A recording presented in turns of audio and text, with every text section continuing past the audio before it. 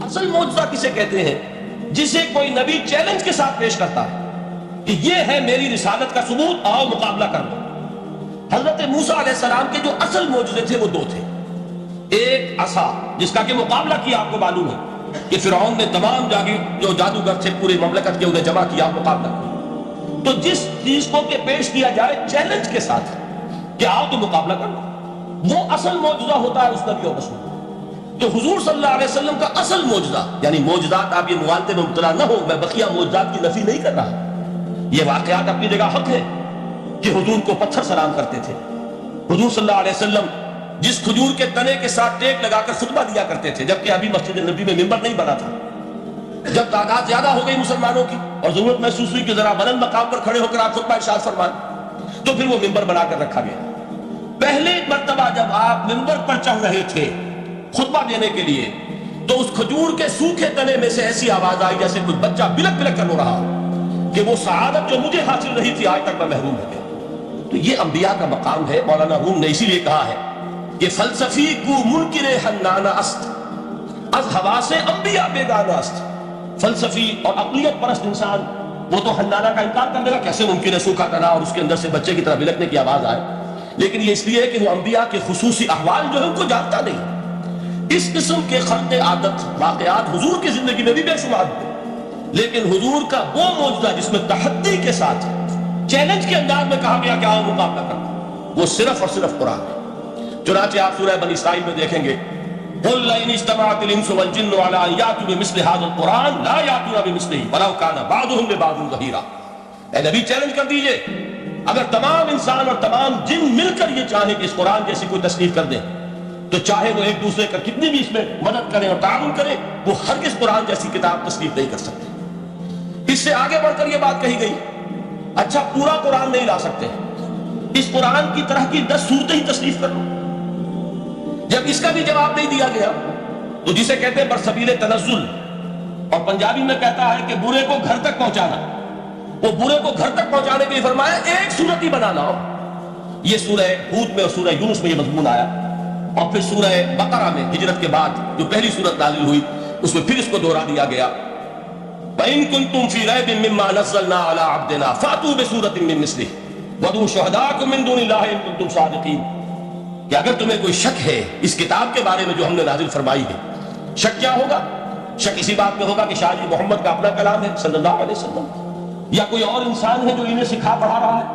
اگر تمہیں اس نوعیت کا کوئی شک ہے تو اس جیسی ایک صورت بنا لاؤ، فَأْتُوا بِسُورَةٍ مِّن مِّثْلِهِ۔ اور نوٹ کیجئے گا سورۃ العصر بھی صورت ہے، سورۃ الکوثر بھی صورت ہے، 3 آیات بھی اگر ایسی تم تصنیف کر کے لے آؤ تب تو تمہیں کچھ شک کرنے کا حق حاصل ہوگا، اور اگر نہیں کر سکتے تو جان لو فَإِن لَمْ تَفْعَلُوا وَلَن تَفْعَلُوا۔ پھر اگر تم ایسا نہ کر سکو اور ہرگز نہیں کر سکو، ذرا چیلنج کا انداز دیکھو کہ ہرگز نہیں کر سکو، فَاتَّقُوا النَّارَ الَّتِي وَقُودُهَا النَّاسُ وَالْحِجَارَةُ، ڈرو اس آگ سے جس کا ایندھن بنیں گے انسان اور پتھر۔ اب اس بات کو سمجھیے کہ تاریخی حقیقت ہے یہ، جس کا کوئی کافر انکار نہیں کر سکتا، کہ وہ کوئی شخص اس چیلنج کو قبول کرنے کی جرات نہیں کر سکتا۔ اگر جھوٹ موٹ کو بھی کوئی کھڑا ہو جاتا اور کہتا کہ ٹھیک ہے میں نے یہ ایک صورت بنائی ہے اور میرا دعویٰ یہ ہے کہ یہ قرآن جیسی ہے، تو ایک کنٹروورسی تو پیدا ہو جاتی ہے۔ کچھ لوگ چاہے کہتے کہ نہیں یہ قرآن کے سطح کی نہیں ہے، لیکن یہ کہ اس کا دعویٰ تو ہو جاتا ہے۔ لیکن تاریخ یہ بتا رہی ہے کہ سرے سے کسی شخص نے اس کی جرات نہیں کی، اس درجے وہ قرآن سے مرعوب ہوئے۔ تو حضور کا سب سے بڑا معجزہ جو آج تک زندہ ہے، اس کو ذہن میں رکھیے، میں نے جو حضرت موسیٰ حضرت عیسیٰ کے معجزات گنوائے ہیں وہ در حقیقت ان کی اپنی ذات کے ساتھ تھے۔ ید بیضا موسیٰ کے ساتھ تھا، عصا معجزہ اس وقت تھا جب موسیٰ کے ہاتھ میں تھا، اس کے بعد 250 برس تک وہ صندوق سکینہ جو ہے، تابوت سکینہ، اس میں وہ عصا رکھا رہا، لیکن اب وہ معجزہ نہیں تھا، وہ سوکھی لکڑی تھی، اس کے سوا کچھ نہیں۔ تو تمام انبیاء اور رسول کے معجزے ختم ہو گئے، وہ ان کی ذات کے ساتھ تھے۔ محمد رسول اللہ کی رسالت دائمی ہے تا قیام قیامت، لہذا معجزہ بھی آپ کا دائمی ہے، وہ معجزہ آج بھی موجود ہے۔ البتہ میں ادھر ضرور توجہ دلاؤں گا کہ قرآن مجید کے اعجاز کے 3 پہلو ہیں۔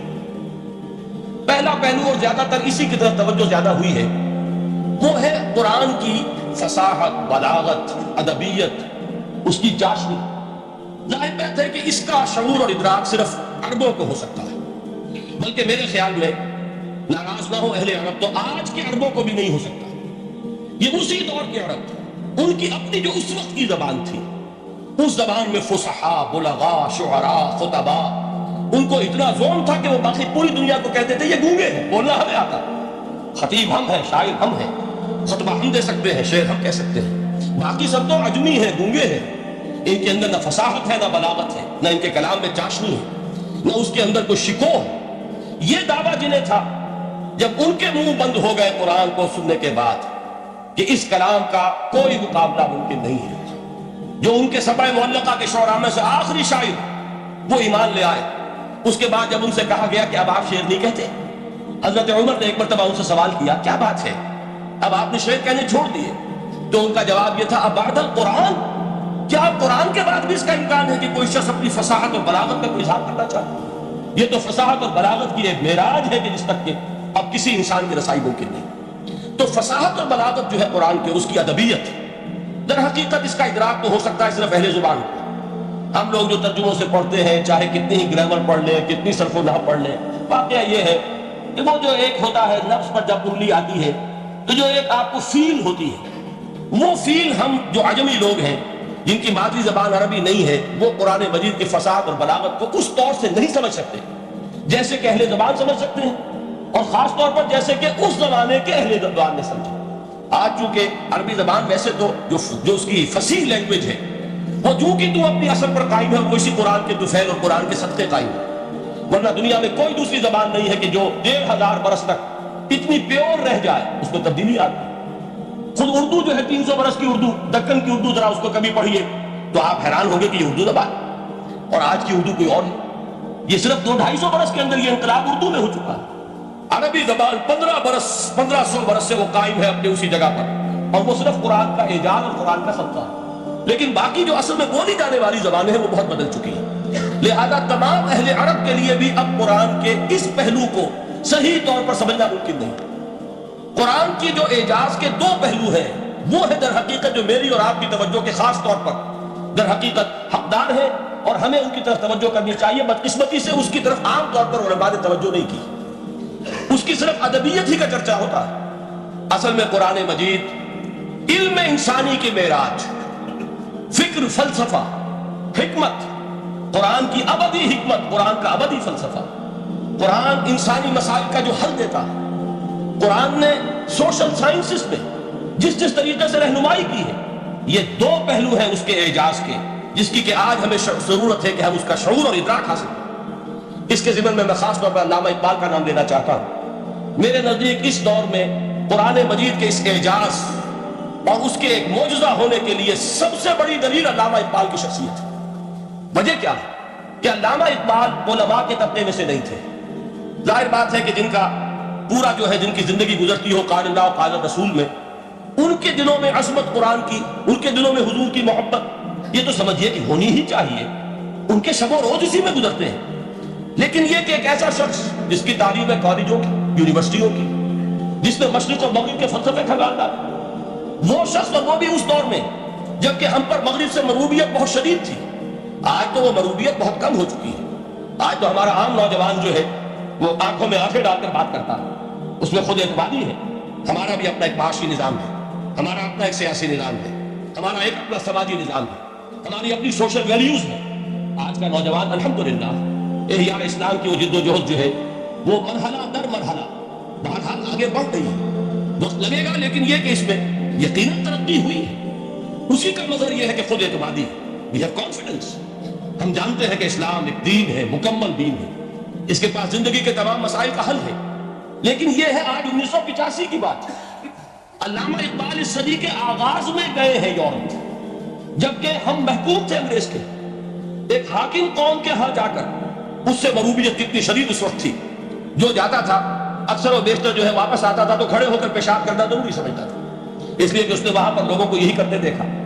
उनका लिबास, उनकी वदा पता, उनकी तहजीब, उनका तमद्दुन, हर तरह से उनके गुण गाता हुआ, उनके लिए वो बहुत कसीदे जो है तारीफ के कहता हुआ आता था।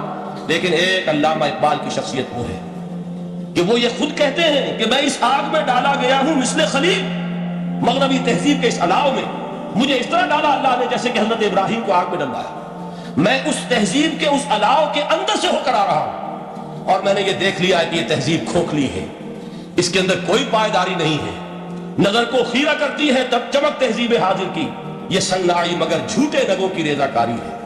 اور دیار مغرب کے رہنے والوں، خدا کی بستی دکان نہیں ہے، کھڑا جسے تم سمجھ رہے ہو وہ اب ذرے کا معیار ہوگا، تمہاری تہذیب اپنے خنجر سے آپ ہی خودکشی کرے گی، جو شاخ نازک پہ آشیانہ بنے گا نا پائیدار ہوگا۔ اب آپ اندازہ کیجئے وہ شخص جو بنیادی طور پر فلسفی ہے، فلسفے کا طالب علم، وہ جرمنی اور انگلستان میں جا کر فلسفے کھنگالنے کے بعد اسے اگر تسکین حاصل ہوئی، اس کی جو علم کی پیاس تھی اگر اسے سیری حاصل ہوئی تو صرف قرآن کے ذریعے سے، نہ کہیں جہاں میں اما ملی، جو اما ملی تو کہاں ملی میرے جرم خانہ خراب کو تیرے عفو بندہ نواز میں۔ یہ وہ شخص ہے آخری زندگی میں ان کا کام صرف ایک رہ گیا تھا، قرآن کی تلاوت۔ بڑے بڑے فلسفی ملنے آتے تھے علامہ اقبال سے ملنے، وہ سمجھتے تھے بڑی لائبریری ہوگی، جیسے بڑے وکیل اس کی لائبریری آپ کو معلوم ہے کتنی جلدیں رکھی ہوگی، خوبصورت جلدیں بنی ہوئی، ایسے ہی کوئی بڑا فلسفی، بڑا پروفیسر، اس کی سٹڈی، اس کی کتابیں بڑی بروکن ہونی چاہیے، لیکن علامہ اقبال کے ہاں سب کتابیں اٹھوا دی تھی، صرف ایک کتاب رہ گئی، اور سید نذیر نیازی کا نام آپ نے سنا ہوگا۔ انہوں نے جب یہ گواہی دی ہے، یہ واقعہ شاید آپ کے علم میں نہ آیا ہو، یہ بہت اہم واقعہ ہے۔ وہ یہ لکھتے ہیں کہ میں نے ایک مرتبہ علامہ سے پوچھا کہ کچھ لوگ اعتراض کرتے ہیں یا یہ خیال ظاہر کرتے ہیں کہ آپ نے اپنا فلسفہ خودی نیٹشے سے لیا ہے، کوئی کہتا فلاں سے لیا ہے، کوئی کہتا فلاں سے لیا ہے، کچھ آپ خود بتا سکیں گے کہ آپ کے فلسفہ خودی کی سورس کیا ہے؟ تو علامہ نے کہا کہ اچھا کل فلاں وقت آ جانا تو میں تمہیں لکھوا دوں گا، ڈکٹیٹ کرا دوں۔ تو سید نذیر نیازی کہتے ہیں کہ میں بہت خوش ہوا کہ یہ سعادت میرے حصے میں آ رہی ہے کہ علامہ اقبال خود مجھے تحریر کرائیں گے کہ میرے فلسفے کی سورس کیا ہے، میں نے کہاں سے اخذ کیا۔ دوسرے روز وہ گئے، حاضر ہوئے، بڑے ہی ارمانوں کے ساتھ پینسل اور کاپی لے کر بیٹھے۔ علامہ نے فرمایا ذرا قرآن مجید نکال لاؤ۔ وہ قرآن مجید لائے، حیران ہوئے، یہ فلسفے کا سورس مجھے ڈکٹیٹ کرانے چلے تھے، یہ قرآن مجید کیا ہے؟ کہا کہ ذرا سورۃ الحشر اس کا آخری رکوع، وَلَا تَكُونُوا كَالَّذِينَ نَسُوا اللَّهَ فَأَنسَاهُمْ أَنفُسَهُمْ أُولَٰئِكَ هُمُ الْفَاسِقُونَ۔ اے لوگوں، ان لوگوں کے مانند نہ ہو جانا جنہوں نے اللہ کو بھلا دیا تو اللہ نے انہیں اپنی خودی سے غافل کر دیا، اپنے آپ سے بیگانہ بنا دیا، یہی ہے لوگ جو فاسق ہیں۔ علامہ نے کہا میرے فلسفے کی سورس یہ میں آپ کو بتانا چاہتا ہوں۔ اس معنی میں میں کہتا ہوں کہ اس دور میں علامہ اقبال کی شخصیت کو میں اعجاز قرآن کا سب سے بڑا مظہر سمجھتا ہوں۔ ایک شخص 20ویں صدی کا، 20ویں صدی عیسوی کی شخصیت، اور پھر یہ کہ وہ کہیں مسجد اور کسی مدرسے کے ماحول میں پلا بڑھا نہیں ہے، بلکہ اسکولوں اور کالجوں میں اور یونیورسٹیوں میں، اور صرف ہندوستان میں نہیں، انگلستان اور جرمنی کی یونیورسٹیوں میں رہا، جس نے اپنا لوہا منوایا ہے۔ وہ شخص اگر یہ کہتا ہے کہ میرے لیے فکر کی بنیاد، میرے فلسفے کی سورس، میری تمام سوچ کی رہنمائی جو ہے وہ اس کتاب نے کی ہے، تو معلوم ہوا کہ واقعتاً یہ قرآن مجید آج بھی موجود ہے۔ یہ بات تو ہوئی فلسفے اور فکر کے اعتبار سے۔ دوسرا پہلو جو اپلائیڈ پہلو ہے، اس دور کے اعتبار سے وہ اہمتر ہو گیا ہے۔ انسان کے لیے جو پیچیدہ تمدنی مسائل ہیں، سیاسی مسائل کو کیسے حل کیا جائے، معاشی مسائل کا حل کیسے ہو، سماج میں توازن کیسے ہو، مرد اور عورت کے درمیان توازن کیسے ہو، ہوتا کیا ہے، یا عورت بھیڑ بکری کی طرح کی ملکیت بن جاتی ہے، ہمارے ہاں اردو میں جو اس کا محاورہ ہے کہ جوتی کی نوک، یہ اس کی حیثیت ہو جائے گی، یا دوسری طرف عورت کلوپیٹرا بن کر قوموں کی قسمتوں سے کھیلے گی۔ دنیا میں یہ دو انتہائیں ہوئی، کہاں نقطہ عدل کہاں ہے، کیسے بیلنس جو ہے اسٹرائک کیا جائے، مردوں کے حقوق اور فرائض اور خواتین کے حقوق اور فرائض، اس میں صحیح ترین ایکویشن ہے کیا؟ اسی طریقے سے فرد اور اجتماع، فرد اور ریاست، یا تو یہ کہ انسان کی انفرادی آزادی اتنی جا رہی ہے، مادر پدر آزاد، جس کا مظہر یہ ہے کہ آج انگلستان میں 2 مرد بھی میاں اور بیوی کی حیثیت سے رہ سکتے ہیں، قانون تسلیم کرے گا ہسبینڈ اینڈ وائف، ان کو وہی حقوق حاصل ہو، یہ ہے وہ آزادی۔ اور یا پھر یہ ہے کہ جو روس میں ہے یا دوسرے ممالک میں ہے کہ آزادی بالکل ختم، اور معلوم ہوا کہ ایک ٹوٹلیٹیرین سوسائٹی، مستبد دانہ نظام، ان کے درمیان نقطہ عدل کہاں ہے؟ اسی طرح سرمایہ اور محنت، اگر ذرا سا سرمایہ کو چھوٹ ملتی ہے وہ مزدور کا خون چوستا اور اس کا حق اس کو نہیں دیتا۔ اقبال نے بہت خوبصورت انداز میں کہا ہے کہ خواجہ از خون رگے مزدور سازد لالے دا، از جفائے دہ خدانا کشت دہ کانا خراب، انقلاب انقلاب انقلاب۔ ایک طرف سرمایہ دار ہے جو مزدور کی رگوں میں سے خون نچوڑ کر سرخ شراب کا پیمانہ لے کر بیٹھا ہوا ہے، وہ در حقیقت مزدور کا خون ہے جو پی رہا ہے۔ ایک طرف وہ زمیندار اور جاگیردار ہے جو کاشتکار کا خون جو ہے چوس رہا، تو یہ یا تو یہ انتہا ہے، اور یا یہ ہے کہ اگر ذرا آپ مزدور کو یا اس کارکن کو تھوڑا تحفظ دیجئے تو وہ کام نہیں کرتا۔ ہمارے ہاں پچھلے دور میں یہی ہوا تھا۔ میں یہ برملا کہتا ہوں، آج بھی آپ کے سامنے کہہ رہا ہوں کہ بھٹو نے واقعہ یہ ہے بہت بڑا کارنامہ سر انجام دیا تھا۔ اس نے مزدور کو ایک سیلف رسپیکٹ دی تھی، کاشتکار کو اپنی عزت کا احساس دیا تھا کہ میں بھی انسان ہوں، میرے بھی حقوق ہیں، لیکن نتیجہ اس کا نیگیٹو نکلا۔ مزدور نے کام کرنا چھوڑ دیا، معیشت کی گاڑی ختم ہو گئی۔ وہ چیز کہ جو متوازن ہو، جس میں مزدور کو اس کا حق مل رہا ہو اور پسینہ خشک ہونے سے پہلے اس کی جائز مزدوری اس کو مل گئی ہے، جس میں کہ انسان کسی سرمایہ دار کی رعیت بن کر نہ رہ جائے۔ دوسری طرف یہ کہ سرمایہ کے لیے بھی جو اس کا صحیح ہے کہ اس کو انسینٹیو ملے، وہ میدان میں آئے، اس کے اندر رسک لینے کے جو ہے وہ صلاحیت پیدا ہو۔ ان دونوں چیزوں کو کیسے متوازن کیا جائے؟ واقعہ یہ ہے کہ یہ ہے وہ پیچیدہ مسائل جن کا حل قرآن میں ہے۔ ہماری بدقسمتی کیا کہ ہم نے خود ان چیزوں کے لیے دوسروں کے سامنے جھولی پساری ہوئی، ہم دوسروں سے بھیک مانگ رہے ہیں۔ ہمارا حال کیا ہوا تھا اس صدی کے شروع میں؟ مصطفیٰ کمال پاشا نے جب ترکی میں اسلام کے آئلی قوانین بھی منسوخ کیے، نوٹ کیجئے اس کو، یہ اسی صدی کے وہ صدمے ہیں جو ہم نے اٹھائے ہوئے ہیں، اور گاہے گاہے باز خواہی قصہ پاری نہ رہا، دادا خواہی داشتن کا داغ ہائے سیدھا رہا۔ اس صدی میں کیا نہیں ہوا؟ عربوں کی ریوولٹ ترکوں کے خلاف، ان کے پیٹھ میں جو خنجر گھونپا، اور ایک انگریز، ایک کرنل لارنس کی وہ ساری شرارت، اس کے نتیجے میں ایک عظیم مملکت عثمانیہ، سلطنت عثمانیہ، دی گریٹ آٹومان امپائر، اس کے چیتڑے اڑ گئے، اور اس کے بعد وعدے کیے تھے عربوں سے کہ ہم تمہیں حکومت دیں گے۔ ہوا کیا کہ ان کے چھوٹے چھوٹے ٹکڑے کیے اور تقسیم کر لیے، مغربی سامراج کا دور شروع ہو گیا۔ اس کا ایک رد عمل مصطفیٰ کمال پر اس درجے شدید ہوا، اس نے ہر چیز جس کا تعلق عربوں سے تھا اس کو ختم کر دیا، ملک بدل کر دیا۔ عربی میں اذان نہیں ہوگی، عربی میں نماز نہیں پڑھی جائے گی، اور اسی کے ضمن میں یہاں تک گیا کہ فیملی لاز بھی، رومن لاز جو ہے وہ نافذ کیے۔ تو یورپ کے اخبارات نے اس وقت یہ طنز کیا تھا مسلمانوں پر، یہ مسلمان عجیب قوم ہے، کہتے یہ ہے کہ ہمارے پاس دنیا کا بہترین ضابطہ ہے، بہترین قانون ہے، ہمارے قانون سے بہتر کسی کا قانون نہیں، اور حال یہ ہے کہ فیملی لاز کے لیے بھی یہ ہم سے بھیک مانگ رہے ہیں، ہم سے وہ قوانین لے کر اپنے ہاں نافذ کر رہے ہیں۔ آج بدقسمتی سے اکثر و بیشتر مسلمان ممالک کا حال یہی ہے، آج ہم ان سے بھیک مانگ رہے ہیں، کہیں جمہوریت کی بھیک ہے، کہیں سوشلزم کی بھیک ہے، کہیں کسی اور سماجی نظام کی بھیک ہے، کہیں مرد اور عورت کی کامل مساوات کا ایک نظریہ ہے، شانہ بشانہ چلنے والا فلسفہ ہے، جو خالص مغرب کی تہذیب کی ایک بھیک ہے جو مانگی جا رہی ہے۔ کاش کہ آج قرآن کے اس اصل اعجاز کی طرف، جو اس کا اصل معجزہ اس دور کے لیے، میں نے عرض کیا کہ اعجاز قرآنی کا وہ معجزہ کہ وہ فصاحت اور بلاغت کی معراج ہے، وہ یا تو اپریشیٹ کر سکتے اہل عرب، اور اہل عرب میں سے بھی حقیقت میں وہ جو قدیم جاہلی شاعری کے جاننے والے ہیں جو بہت کم رہ گئے ہیں، وہ جان سکتے ہیں کہ جب قرآن نازل ہوا تو کیوں زبانیں گنگ ہو گئی تھی، کیوں کوئی ایک شخص جھوٹ موٹ کو بھی مدعی بن کر نہیں آ سکا کہ یہ میں نے قرآن کی جیسی ایک کتاب یا قرآن جیسی ایک سورت یا قرآن کی طرح کے چند جملے میں نے موضوع کر دیے ہیں۔ لیکن دوسرا پہلو ہے فکر اور فلسفہ، اس کے اعتبار سے جس کا سب سے بڑا ثبوت اس دور میں علامہ اقبال، اور تیسرا پہلو ہے Islamic social sciences, political science, economics, sociology. اس میں جو کچھ قرآن نے دیا ہے، جو آج بھی انسان کی رہنمائی کے لیے بہترین نظام ہے، اس نظام کو ہم سمجھے، اسے دنیا کے سامنے پیش کریں، تب در حقیقت قرآن مجید کا اعجاز سامنے آئے۔ یہ دو پہلو تو میں نے عرض کیے ہیں کہ جو کسی غیر مسلم کو بھی نظر آئے گا۔ قرآن کا پریزروڈ ہونا، اس کی انٹیگریٹی، اوتھینٹسٹی، یہ چیزیں وہ ہے کہ جو سب نے مانی۔ قرآن کے ذریعے تاریخ انسانی کا عظیم ترین انقلاب برپا ہونا، یہ وہ بات ہے کہ جو کسی اندھے کو بھی دیکھنی پڑتی ہے۔ اس حقیقت کا اعتراف دشمن کو بھی کرنا پڑتا ہے۔ میں یاد دلا دوں آپ کو، ایچ جی ویلز، آپ نے نام سنا ہوگا، سائنٹیفک فکشن میں اس کا بڑا اونچا مقام ہے، لیکن اس نے تاریخ نسل انسانی پر بھی دو کتابیں لکھی، a short history of the world اور a concise history of the world.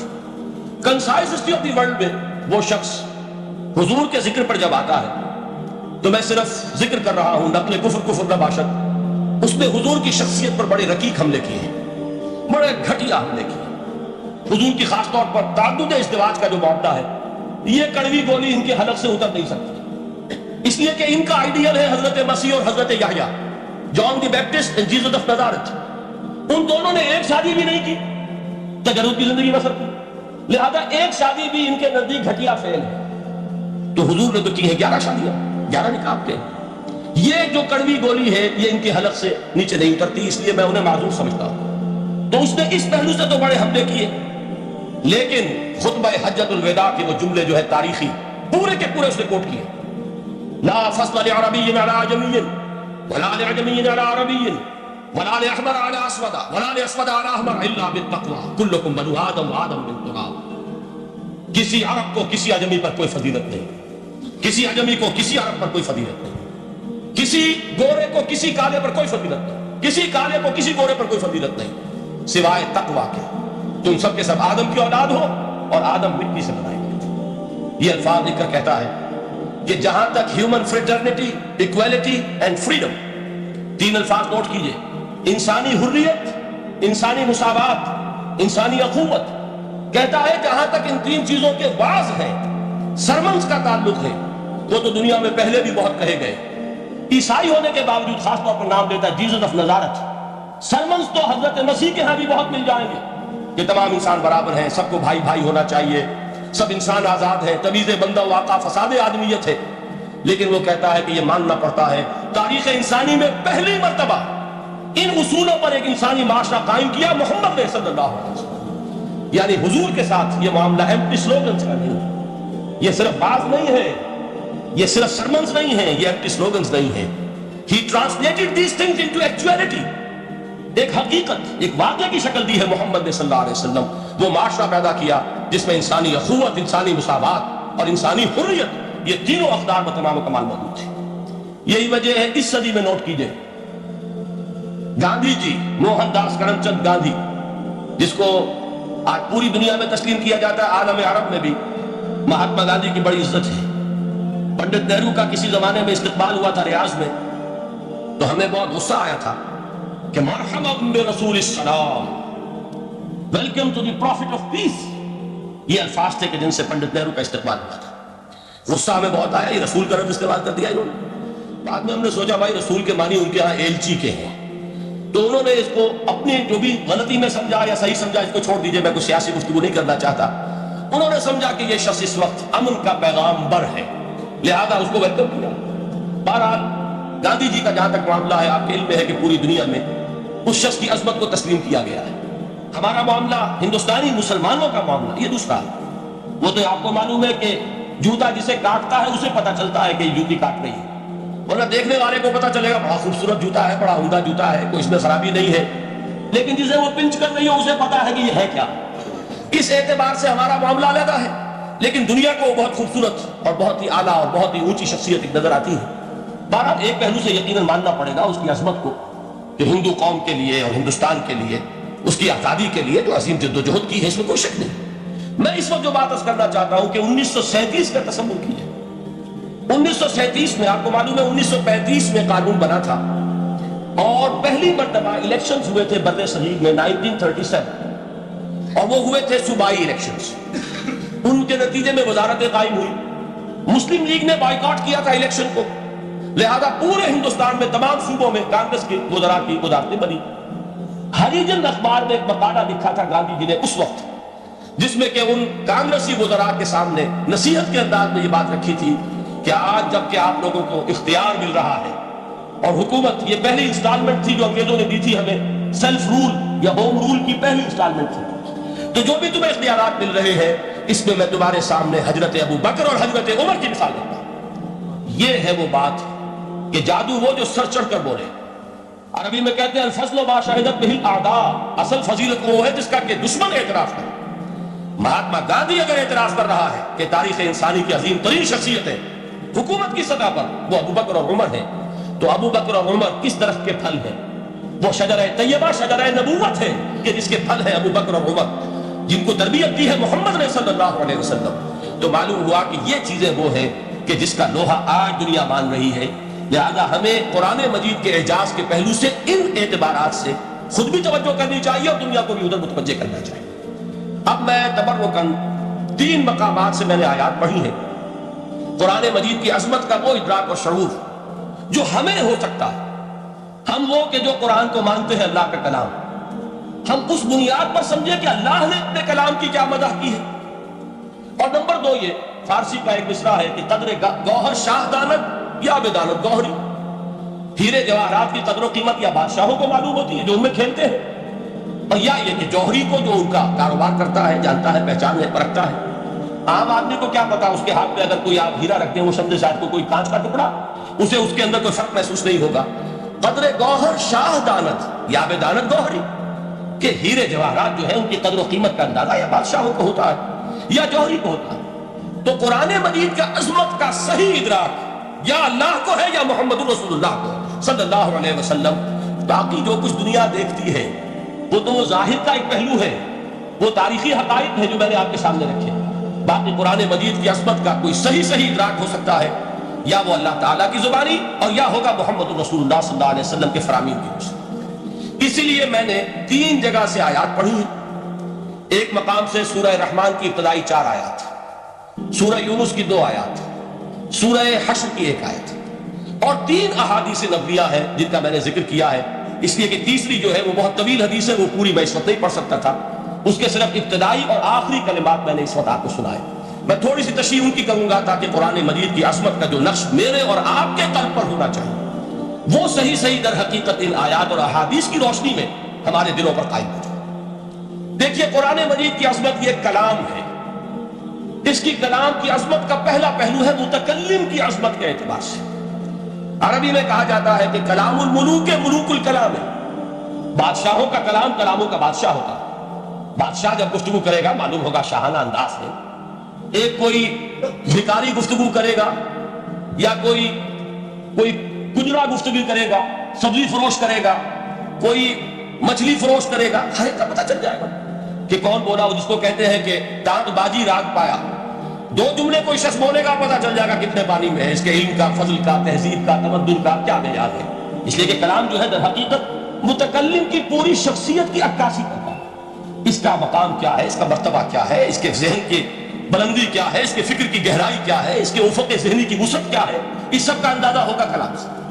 تو اب یہ کلام ہے اللہ کا، معلوم ہوا کہ اللہ کی صفات کا ایک کامل عکس قرآن مجید میں موجود ہے۔ یہ بات سمجھیے، اس کو قرآن نے کس طرح بیان کیا، یہ وہ لطیف حقائق ہیں جن کے لیے قرآن مجید تمثیل کا پیرا اختیار کرتا ہے۔ اب سورہ حشر کی تمثیل کیا ہے؟ لو انزلنا هذا القرآن على جبل، اگر ہم نے اس قرآن کو کسی پہاڑ پر اتار دیا ہوتا لَرَأَيْتَهُ خَاشِعًا مُتَصَدِّعًا مِّنْ خَشْيَةِ اللَّهِ، تم دیکھتے اس پہاڑ کو کہ اللہ کی خشیت سے دب جاتا اور پھٹ جاتا۔ وَتِلْكَ الْأَمْثَالُ نَضْرِبُهَا لِلنَّاسِ لَعَلَّهُمْ يَتَفَكَّرُونَ، اور یہ مثالیں ہیں جو ہم لوگوں کے لیے بیان کرتے ہیں تاکہ وہ تفکر سے کام لیں، غور و فکر کریں۔ اگر میں اور آپ قرآن کی عظمت سے واقف نہیں ہوں گے، اس بات کو نوٹ کر لیجئے، تو میں اور آپ اپنا وقت کیسے صرف کریں گے اس کے لیے؟ انسان کا ایٹیٹیوڈ بڑا یوٹیلیٹیرین ہے، آج کے انسان کا خاص طور پر۔ وہ کسی ایسے ہی کام کے لیے وقت لگائے گا جس میں اس کے لیے فائدہ ہو، اور اس فائدے کی چیز اگر نہیں ہے تو اس کی طرف متوجہ نہیں ہوگا۔ اگر قرآن مجید کی عظمت کا ہمیں ادراک ہو جائے تو ہم اپنا پورا وقت اس کے لیے وقف کرتے ہیں، اس کو سمجھیں گے، اس کی گہرائیوں میں غوطہ زنی کریں گے، جیسے اقبال نے کہا کہ قرآن میں ہو غوطہ زن اے مرد مسلمان۔ لیکن اگر یہ کہ اس کی عظمت کا ادراک نہ ہوا تو بس یہ کہ کبھی اتفاق ہو گیا کہ کھول لیا اور اس کو پڑھ لیا، پڑھ بھی لیا بغیر سمجھے، اور اس کا ثواب کسی اور کو پہنچا دیا، وہ آج حصول ثواب بھی نہیں رہا، ایصال ثواب ہی رہ گیا۔ ورنہ یہ کہ بار علامہ اقبال نے جو اس پر تھپتی چست کی ہے کہ بایا تشترا کارے جزی نیست کے از یاسی نے وہ آسا بمیری، اس قرآن کی عظیم آیات سے اے مسلمان آج تیرا سروکار صرف اتنا رہ گیا ہے کہ کوئی شخص مر رہا ہو عالم نزا میں ہو تو اس کو یاسین سنا کر اس کی جان جلدی سے نکال دو، آسانی سے نکل جائے، بس یہ سروکار رہ گیا۔ میں یہ نہیں کہتا کہ نہ پڑھی جائے، حضور نے فرمایا پڑھنی چاہیے، لیکن صرف یہ نہیں ہے اس کا مصرف، یہ تو انسانی زندگی کی رہنما کتاب بن کر نازل ہوئی ہے، اس کے اوپر اس اعتبار سے توجہ تم نہیں کر رہے ہو، بلکہ تمہاری اس کے ساتھ جو ہے دلچسپی صرف اتنی رہتی ہے۔ تو پہلی بات یہ کہ یہ سمجھیے کہ قرآن نے یہ تمثیل اختیار کی اپنے عظمت کے بیان کے لیے۔ اگر ہم نے اس قرآن کو پہاڑ پر اتار دیا ہوتا تو تم دیکھتے کہ وہ پھٹ جاتا دب۔ اب اس کو سمجھیے، القرآن یفسر بعضہ بعضا، قرآن کا ایک حصہ دوسرے حصے کی تفسیر کرتا ہے۔ سورہ اعراف میں واقع آیا ہے کہ حضرت موسیٰ علیہ السلام کا آپ کو معلوم ہے کہ کوہ طور پر اللہ تعالیٰ سے ہم کلامی کا شرف حاصل کرتے تھے، گفتگو ہو رہی ہے، لیکن اللہ نظر نہیں آ رہا. اب اس کو اپنے اوپر طاری کیجئے. یہ صاف سامنے آتے بھی نہیں، صاف چھپتے بھی نہیں. یہ جو صورتحال تھی کہ اگر کسی کی آپ آواز سن رہے ہیں، کلام سن رہے ہیں، سامنے نہیں آ رہا، تو آپ کے دل میں خواہش پیدا ہوگی کہ ذرا سے یہ پردہ بھی اٹھا دیا جائے، مجھے دیدار بھی حاصل ہو جائے.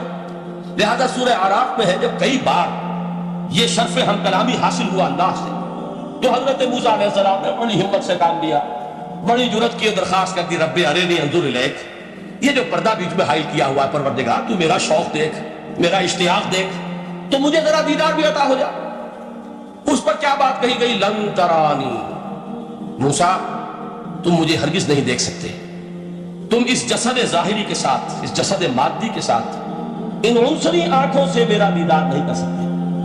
ولیکن انظر الی الجبل، دیکھو ہم تمہیں ایک مثال دیے دیتے، ذرا اس پہاڑ کی طرف دیکھو، ہم اپنی ایک تجلی اس پر ڈالیں گے. فَإِنِ اسْتَقَرَّ مَكَانَهُ فَسَوْفَ تَرَانِي، اگر وہ پہاڑ ہماری تجلی کو جھیل جائے، تحمل کر لے، تو تم بھی سوچنا کہ شاید ہمیں دیکھ سکو. اس کے بعد ہوا کیا؟ فَلَمَّا تَجَلَّى رَبُّهُ لِلْجَبَلِ جَعَلَهُ دَكًّا وَخَرَّ مُوسَىٰ صَعِقًا. جب اللہ تعالیٰ نے پہاڑ پر اپنی ایک تجلی ڈالی تو وہ پہاڑ جو ہے پھٹ گیا. اور موسیٰ، اب دیکھیے براہ راست تجلی موسیٰ پر نہیں ہے، یہ انڈائریکٹ مشاہدہ ہے تجلی ربانی کا، کہ جو پہاڑ پر ہوئی ہے اور پہاڑ کی جو کیفیت ہوئی ہے اس کے مشاہدے سے حضرت موسیٰ بے ہوش ہو گئے. بس فصعق موسیٰ خر موسیٰ صاعقا. یہ ہے وہ مثال جو یہاں دی ہے قرآن کے لیے. لو انزلنا هذا القرآن على جبل لرأيته خاشعا متصدعا من خشیۃ اللہ. نتیجہ کیا نکلا؟ انفر کیجئے، استدلال، استنتاج. نتیجہ یہ نکلا کہ جو تاثیر تجلی ذات ربانی کی ہے وہی تاثیر کلام ربانی کی ہے. صرف یہ ہے کہ ہمیں اس کا شعور نہیں، ہمیں اس کا ادراک نہیں. یہ بالکل ذات کی تجلی کی جو تاثیر تھی وہی قرآن خود بیان کر رہا ہے کہ اس کلام ربانی کی. اس کو بھی علامہ اقبال نے خوب کہا ہے، فاش گویم آنچ در دل مزمرست، صاف کہہ دیتا ہوں جو کچھ میرے دل میں ہے. این کتابیں نیست چیزیں دیگر است. اسے کتاب نہ سمجھ بیٹھنا قرآن کو، یہ کتاب نہیں ہے، کچھ اور ہے. کچھ اور کیا ہے؟ مثل حق پنہاؤ ہم پیداستو، زندہ پائندہ گویاستو. یہ تو جیسے اللہ تعالیٰ کی ذات ہے، مثل حق، ذات حق سبحانہ و تعالیٰ کی طرح یہ زندہ ہے، پائندہ ہے. مثل حق، پائندہ و گویاستو، یہ جو ہے زندہ ہے، یہ متکلم ہے، کلام نہیں ہے.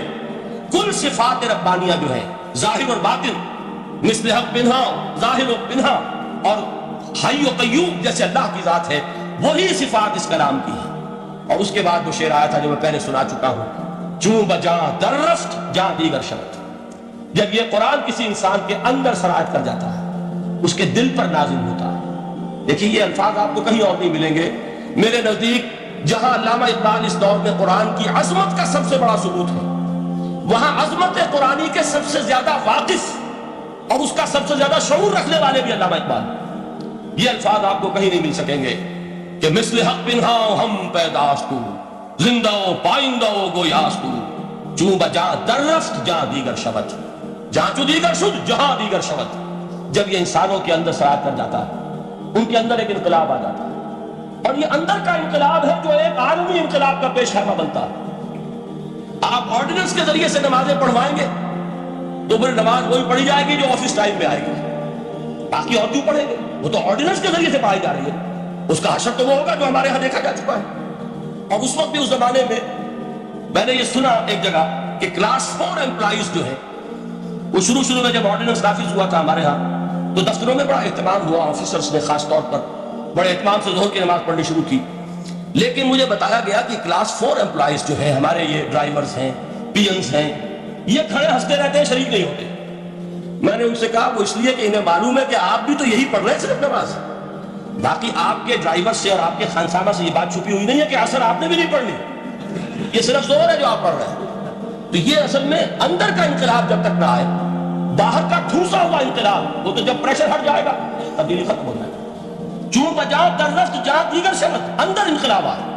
جب اندر تبدیلی ہو جائے گی اب انسان کا پورا وجود بدلے گا، پھر اس کے اندر سے تبدیلی جو ہے وہ ابھرے گی، اسے کسی خارجی دباؤ کی ضرورت نہیں ہوگی. جہاں جو دیگر شد جہاں دیگر شبت. اور جب انسانی شخصیتوں کے اندر یہ انقلاب اندر سے آتا ہے تو پھر وہ عالمی انقلاب بنتا ہے، جیسے کہ محمد رسول اللہ کا انقلاب۔ واقعہ یہ ہے کہ اگر جوش کانسپیریسی، عبداللہ ابن سبا کی سازش اگر کامیاب نہ ہو گئی ہوتی اور مسلمانوں کے اندر آپس کا اختلاف اور سرپھٹول نہ ہو جاتا، جو حضرت عثمان کی شہادت، پھر حضرت علی کی شہادت رضی اللہ تعالی عنہما، اور حضرت علی کی دوران خلافت کی آپس کے جو جنگیں ہوئی، جنگ جمل، جنگ صفین، جنگ نہروان، اگر یہ نہ ہوئی ہوتی تو جس سپیڈ کے ساتھ اور رفتار کے ساتھ انقلاب محمدی کی توسیع ہو رہی تھی علیہ الصلوۃ والسلام، کوئی طاقت دنیا میں نہیں تھی۔ اقبال نے اس کا بھی نقشہ کھینچا ہے کہ تھمتا نہ تھا کسی سے سیل رواں ہمارا، وہ سیل رواں تھا، کوئی روکنے والا نہیں۔ انٹرنل سیبوٹاج وہ ہے کہ جس نے اس انقلاب کا راستہ روکا۔ تو واقعہ یہ ہے کہ وہ اندرونی انقلاب حضور نے برپا کیا قرآن کے ذریعے صحابہ میں، اندر سے جو انقلاب تھا اس نے عرب میں ایک انقلاب کی شکل اختیار کی، اور یہ انقلاب جو ہے اتنی اپنے اندر قوت رکھتا تھا، اتنی پوٹینشیلٹی تھی اس کی کہ وہ 20 برس کے اندر کہاں آکسس دریائے جیہو، کہاں اٹلانٹک، تصور تو تھی تاریخ میں اس سے پہلے اتنی بڑی کوئی مملکت قائم ہوئی نہیں، کہاں یمن اور کہاں ایشیائے کوچک، ایشیا مائنر ٹرکی، یہاں سے وہاں اور وہاں سے یہاں، اتنی عظیم مملکت حضرت عثمان رضی اللہ تعالیٰ عنہ کے خلافت میں ہو چکی تھی۔ یہ بات اگر یہ چلتا معاملہ آگے تو کوئی قوت اب نہیں رہی تھی، سلطنت روما ختم ہو چکی، سلطنت کسریٰ ختم ہو چکی تھی، بخشتے اڑ گئے تھے، اب کون سی طاقت رہ گئی تھی جو شراب کا راستہ روکتی؟ یہ وہ یہودی سازش ہے جس نے اندر سے سبوٹاج کیا۔ بہرحال یہ ہے انقلاب محمدی کا طریقہ، اندر سے تبدیلی۔ اسی کو علامہ اقبال نے کہا ہے، تیرے ضمیر پہ جب تک نہ ہو نزول کتاب، گرہ کشا ہے نہ راضی نہ صاحب کشاف۔ یہ قرآن اب بھی تم ایسے محسوس کرو کہ جیسے تمہارے دل پر نازل ہو رہا ہے۔ اور مجھے یاد آیا امام ابن قیم رحمۃ اللہ علیہ، ان کا ایک بڑا پیارا جملہ ہے، وہ کہتے ہیں قرآن کے بعض پڑھنے والے ایسے ہیں کہ جب وہ قرآن کو پڑھتے ہیں تو یوں محسوس کرتے ہیں کہ قرآن مصحف میں لکھا ہوا نہیں ہے، ان کے اپنے دل کے اوپر کندہ ہے، دل کے اوپر سے پڑھ رہے ہیں، یعنی اتنی کامل مطابقت وہ محسوس کرتے ہیں، اپنی فطرت، ہیومن نیچر اور قرآن کے اندر اتنی مطابقت ہے، اس طرح وہ ٹیلی کرتے ہیں ایک دوسرے کے ساتھ، یہ محسوس ہوتا ہے کہ وہ کتاب ان صفحات میں لکھی ہوئی نہیں ہے بلکہ لوح قلب پر لکھی ہوئی ہے کہ جہاں سے وہ انسان اسے پڑھ رہا۔ تو پہلی بات تو قرآن مجید کی آیت کے حوالے سے اس پہلو سے ہمارے سامنے آئی کہ جو تاثیر ہے ذات ربانی کی تجلی کی، وہی تاثیر ہے اس قرآن مجید کی، بشرطے کہ ہمارے دل جو ہیں وہ کچھ اپنے اندر اس استعداد اور صلاحیت کو پیدا کریں۔ دوسرا مقام ہے سورہ یونس کا۔ اب کسی کلام کی عظمت کا دوسرا پہلو ہو سکتا ہے اس کی افادیت کے اعتبار سے، اس سے فائدہ کیا ہوگا نوع انسانی کے لیے۔ دیکھیے دو آیات، یہ عظیم خزانے ہیں عظمت قرآن کے، سورہ یونس میں، یا ایھا الناس، اے لوگو، قد جاءتکم موعظۃ من ربکم وشفاء لما فی الصدور وہدی ورحمۃ للمؤمنین۔ 4 الفاظ نوٹ کر لیجیے۔ اے لوگو، آ گئی ہے تمہارے پاس وہ چیز تمہارے رب کی طرف سے جو موعظہ ہے۔ موعظہ کسے کہتے ہیں؟ نصیحت۔ اس بات کو ذرا سمجھ لیجیے ترتیب کیا ہے۔ نصیحت اسے کہتے ہیں، جی رہا نہیں جا رہا، میں نے اس کی ترتیب بدلی ہوئی ہے، مجھے یاد دلایا ایک صاحب نے کہ سورہ رحمان کی ابتدائی آیات کا بیان تو رہ گیا، وہ رہا نہیں، میں نے پڑھا کسی اور ترتیب سے تھا، بیان کسی اور ترتیب سے کر رہا ہوں، پڑھنے میں 4، 2 اور 1، اور اب جو میں بیان کر رہا ہوں پہلے 1 آیت سورہ حشر کی جو بیان کی، اب 2 آیات ہے سورہ یونس کی۔ لوگوں، تمہارے پاس آ گئی ہے تمہارے رب کی طرف سے موعظت، اور تمہارے سینوں کے اندر جو روگ ہیں ان کے لیے علاج۔ توجہ کیجئے گا، ہم نے قرآن کو کیا سمجھا ہے؟ صرف ایک مقدس کتاب، ایک حصول ثواب یا ایصال ثواب کا آلہ۔ قرآن ہے کیا؟ نمبر 1 موعظہ۔ موعظہ کسے کہتے ہیں؟ وعظ اسے کہتے ہیں وہ بات جس سے دل نرم ہو جائے، دل کے اندر گداز پیدا کرنے والی شے۔ وجہ کیا ہے؟ اعلیٰ سے اعلیٰ حکیمانہ بات کسی سے کہی جائے، دل سخت ہے، اثر نہیں ہوتا، ایک گرست آ جاتا ہے انسان کے دل کے اوپر، جیسے کہ یہود کے علماء کے بارے میں فرمایا گیا، ثم قست قلوبکم فہی کالحجارۃ او اشد قسوۃ وان من الحجارۃ لما يتفجر منه الانہار وان منها لما يهبط من خشیۃ اللہ وان منها لما يشقق فيخرج منه الماء۔ اے لوگوں، پھر تمہارے دل سخت ہوتے چلے گئے، پھر وہ پتھروں کے مانند سخت ہو گئے، بلکہ ان سے بھی زیادہ سخت، اس لیے کہ پتھروں میں تو وہ بھی ہوتے ہیں کہ جو اللہ کے خوف سے گر جاتے ہیں، پتھروں میں وہ بھی ہوتے ہیں کہ جو اللہ کی خشیت سے پھٹ جاتے ہیں، ان میں سے پانی بہ نکلتا ہے۔ پتھر تو اس طرح کے ہیں، لیکن انسان کا دل جب سخت ہو جائے، جب پتھر بن جائے، تو کوئی شے دنیا کی اس کی سختی کا مقابلہ نہیں کر سکتی۔ پہلے اس سختی کو نرم کریں گے، جیسے زمین ہے چٹیل زمین، اس زمین کے اندر ہل چلے گا تو بارش جو ہے فائدہ دے گی، اس کو آپ زمین کو نرم کرتے ہیں تاکہ وہ بارش کو جذب کرے، ورنہ چٹیل زمین ہے سخت، وہ پانی بہ رہا ہے بہ جائے گا اور وہ زمین کا جذب نہیں ہوگا۔ تو پہلا لفظ استعمال کیا موعظہ، یہ قرآن واعظ ہے، نصیحت ہے، دلوں کو نرم کرتا ہے، دلوں پر جو کرفٹ آ گیا ہے سخت اسے توڑتا ہے، اس میں ہل چلاتا ہے۔ پھر کیا کرتا ہے؟ پھر جب یہ جذب ہوتا ہے، شفاء لما فی الصدور، جو سینے کے روگ ہیں ان کے لیے شفا۔ اب آپ غور کیجئے گا، علامہ اقبال نے انہی دو اعتبارات سے مسلمانوں کا مرثیہ کہا ہے کہ مسلمانوں نے اس قرآن کو نہ موعظہ کے لیے استعمال کیا اور نہ تزکیہ نفس کے لیے استعمال کیا، بلکہ اس کو تو صرف بنا لیا ہے وہ جان آسانی سے نکالنے کا نسخہ یا ایصال ثواب کا آتا۔ چنانچہ کہتے ہیں واعظ کے لیے واعظ دستاں زر و افسانہ بند، واعظ جو ہے ہمارے داستانیں کہتے ہیں، افسانے کہتے ہیں، قصے کہتے ہیں، لطیفے کہتے ہیں، معنی او پست و حرف او بلند، اس کے بیان میں معنی تو ہوتے ہیں بہت ہی گھٹیا نیچے کے پست، الفاظ کا شکو ہوتا ہے، الفاظ بہت اونچے ہوتے ہیں۔ از خطیب و دیلمی گفتارے ہوں با ضعیف و شاذ و مرسل کارے ہوں، سارا باز و نصیحت جو ہو رہا ہے وہ ضعیف حدیثوں کے ذریعے سے، ضعیف روایات بخاری کی ہو، مسلم کی ہو، ترمذی کی ہو، ابن ماجہ کی ہو، کہاں خطیب بغدادی اور دیلمی وہ کتابیں کہ جن کی کوئی سند نہیں ہے، وہاں کی روایات کے ذریعے سے لوگوں کو تذکیر کرنے کی کوشش کر رہے ہیں۔ با ضعیف و شاذ و مرسل کارے ہوں، ضعیف روایات، شاذ روایات، مرسل روایات جن کا سلسلہ روایت محمد رسول اللہ تک متصل نہیں ہے، اس کے ذریعے سے کر رہے ہیں، حالانکہ موعظہ سب سے بڑا موعظہ یہ قرآن تھا۔ قرآن کہتا ہے خود فذکر بالقرآن من یخاف وعید، اے محمد صلی اللہ علیہ وسلم آپ اس قرآن کے ذریعے نصیحت کیجئے، یہ قرآن ہے جو دلوں کی سختی کو ختم کرے گا، گداز پیدا کرے گا۔ دوسری طرف علامہ اقبال کیا کہتے ہیں کہ جہاں تک ہمارے ہاں جو بھی تصوف کے معروف حلقے ہیں، صوفیاء حق کی بات نہیں کہہ رہا، وہاں قوالی ہو رہی ہوگی تو حال آ جائے گا، صوفی پشمینہ پوش حال مست، از شراب نغمہ قوال مست، قوال سے جو کچھ مل رہا ہے، حال آ رہا ہے، مستی آ رہی ہے، کیف اور سرور حاصل ہو گیا ہے، صوفی پشمینہ پوش حال مست، از شراب نغمہ قوال مست۔ لیکن یہ کہ اس کی محفل میں دردمی سعادت بقرآن محفلش، اس کی محفل میں قرآن کا کہیں گزر نہیں ہے، جبکہ محمد رسول اللہ صلی اللہ علیہ وسلم کی بھی ایک محفل ہوتی تھی، محفل سماع۔ وہ محفل سماع کیا تھی؟ حضور صحابہ سے فرمائش کر کر کے قرآن سنتے تھے۔ حضرت عبداللہ ابن مسعود رضی اللہ تعالیٰ عنہ کی روایت موجود ہے کہ مجھے ایک مرتبہ حکم دیا حضور نے کہ قرآن سناؤ۔ میں نے عرض کیا حضور آپ کو سناؤں؟ آپ پر تو نازل ہوا ہے۔ تو حضور نے فرمایا نہیں، مجھے کسی اور سے سن کر کچھ اور لطف حاصل ہوتا ہے۔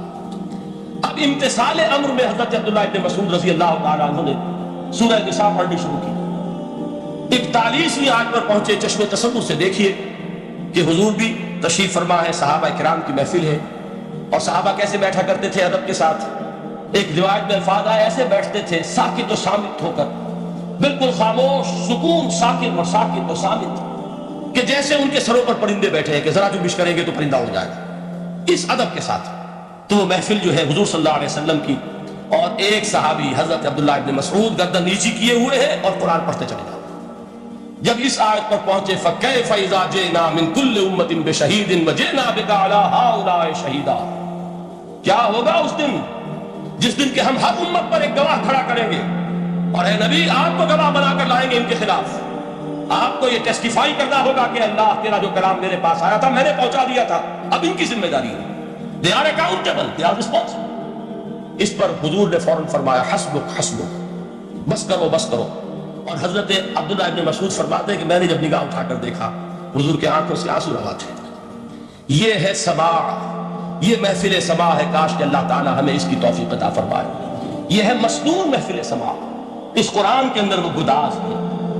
آیا کہ نہیں ساتویں پارے کی بالکل آغاز میں وَإِذَا سَمِعُوا مَا أُنزِلَ إِلَى الرَّسُولِ تَرَىٰ أَعْيُنَهُمْ تَفِيضُ مِنَ الدَّمْعِ مِمَّا عَرَفُوا مِنَ الْحَقِّ يَقُولُونَ رَبَّنَا آمَنَّا فَاكْتُبْنَا مَعَ الشَّاهِدِينَ۔ تو یہ ہے دوسری چیز کہ در حقیقت تزکیہ نفس کا ذریعہ یہ قرآن ہے۔ سینوں میں جو روگ ہیں، حب دنیا، حب مال، حب شہرت، حب اقتدار، جس کو کہ ایڈلر کہتا ہے the urge to dominate، میرا غلبہ ہو، میرا تسلط ہو، میں نمایاں ہو جاؤں، میری حکومت بن جائے، اختیار میرے ہاتھ میں آ جائے، the earth dominate۔ یہ ساری ارجز ہیں ہماری در حقیقت جس سے فساد رونما ہے۔ یہ حب مال ہے جس کی وجہ سے ہمارے اندر تنافس ہے۔ الہاکم التکاثر حتی زرتم المقابر، یہ کثرت اور بہتات کی طرف تمہیں غافل کیے رکھتی ہے یہاں تک کہ قبروں تک جا پہنچتے ہو، آنکھیں چھان کے کھل نہیں پاتی۔ جس کے پاس 10 نسلوں کے لیے کھانے کو موجود ہے، اس کی بھی حرص جو ہے اور مزید کا لالچ جو ہے وہ ختم نہیں ہوتا۔ یہ چیزیں ہیں اصل روگ، ان دلوں کے روگوں کا اور سینوں کے اندر کے امراض کا علاج قرآن ہے۔ یا ایھا الناس قد جاءتکم موعظۃ من ربکم وشفاء لما فی الصدور۔ اب جب یہ دو چیزیں ہو جائیں گی، اب تیسرا لفظ ہے ہدن۔ ہدایت بیکار ہے جب تک دل میں گداز نہ ہو، ہدایت بیکار ہے جب تک کہ نیت درست نہ ہو۔ کوئی شخص بڑا عالم ہے لیکن اپنے علم کو اس نے ذریعہ بنایا ہے دنیا کمانے کا، تو در حقیقت یہ قرآن اس کے حق میں ہدایت نہیں ہے، اس کے حق میں عذاب خدا بندی کا ذریعہ بن رہا ہے۔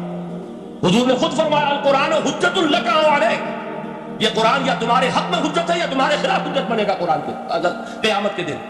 اس لیے کہ ایک شخص اس کو دنیا کمانے کا ذریعہ بنا رہا ہے، ایک شخص اس کو شہرت کے حصول کا ذریعہ بنا رہا ہے، ایک شخص علم کو ذریعہ بنا رہا ہے دنیا میں نمایاں ہونے کا، اپنی تعریف کا۔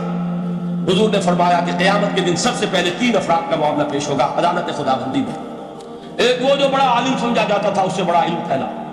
دوسرا وہ جو بہت صاحب ثروت تھا، اس نے بہت خیرات کے کاموں میں پیسہ لگایا۔ تیسرا وہ جو دنیا میں شہید سمجھا جاتا تھا کہ اللہ کی راہ میں جنگ کرتے ہوئے جان دیا۔ اللہ ان تینوں سے جو اس کو نعمتیں دی تھی ان کا ذکر کر کے پوچھے گا کہ میں نے تمہیں یہ دیا، تمہیں یہ دیا، تمہیں یہ دیا، تم کیا کر کے لائے؟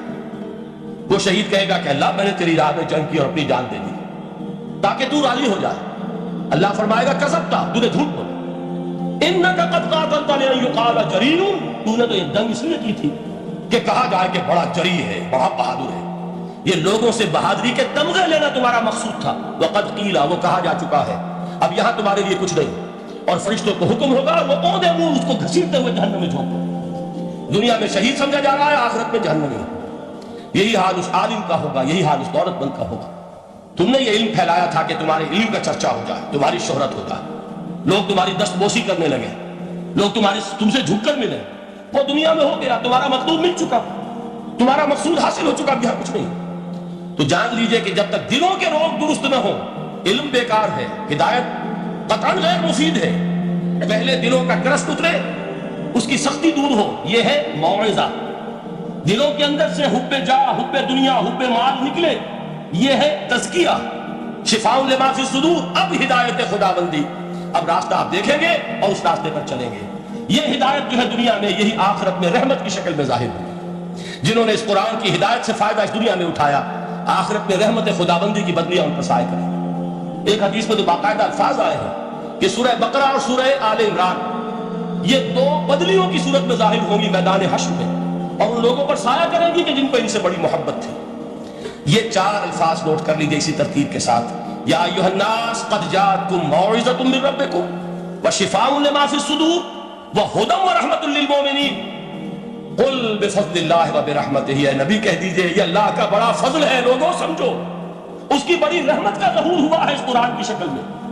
اس کی رحمت کا مظہر عدم قرآن ہے، اس کے فضل کا سب سے بڑا ثبوت قرآن ہے۔ فبذالک فلیفرحوا، اس پر انہیں خوشیاں منانی چاہیے۔ اترانا ہے تو اس پر اترائیں کہ اتنی بڑی دولت ہمارے پاس ہے، اتنا بڑا احسان ہے جو اللہ نے ہم پر کیا ہے۔ فبذالک فلیفرحوا هو خیر مما یجمعون، جو چیزیں یہ جمع کرنے کی فکر کر رہے ہیں ان سے کہیں زیادہ قیمتی یہ